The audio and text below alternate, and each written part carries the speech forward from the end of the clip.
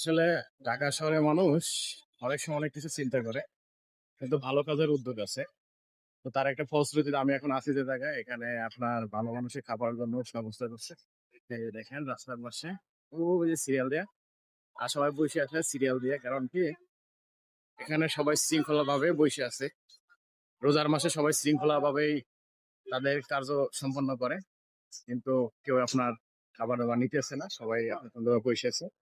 একটু দেখি, এই যে দেখেন কি একটা অবস্থা, সুন্দরভাবে খাবারগুলো অনেক সুন্দরভাবে দিতেছে দেখেন।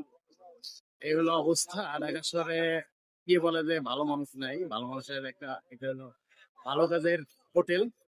তো দেখেন কি অবস্থা, সবাই বসে আছে, কেউ নিতেছে না। এটা আপনার নিবে কখন, যখন দেখবে যে আপনার সময় হবে, মাগরিবে আজান দিবে, ঠিক তখনই নিবে। অনেক মানুষ রাস্তার সাইডে, এই যে আপনার রাস্তা আর এই রাস্তায় দেখেন অবস্থা।